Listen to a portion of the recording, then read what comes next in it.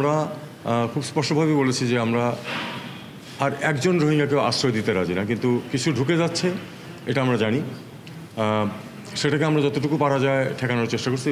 BGB যেটা করছে সেটা হলো যে প্রতিদিনই কিন্তু পুশব্যাক করছে, যাদেরকে আমরা ধরতে পারছি, কিন্তু একটা বড়সড় এলাকা নিয়ে তারা বিভিন্ন জায়গা দিয়ে ঢুকছে।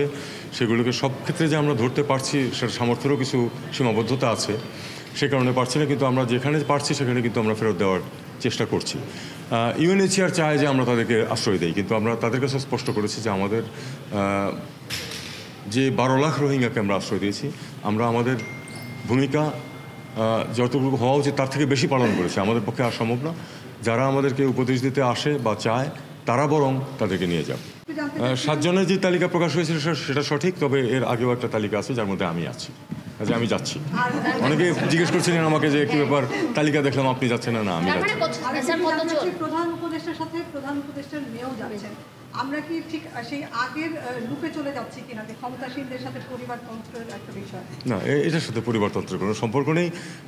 এটা বরং আপনারা এ নিয়ে খুব বেশি স্পেকুলেশন এই মুহূর্তে না করলে আমি খুশি হব।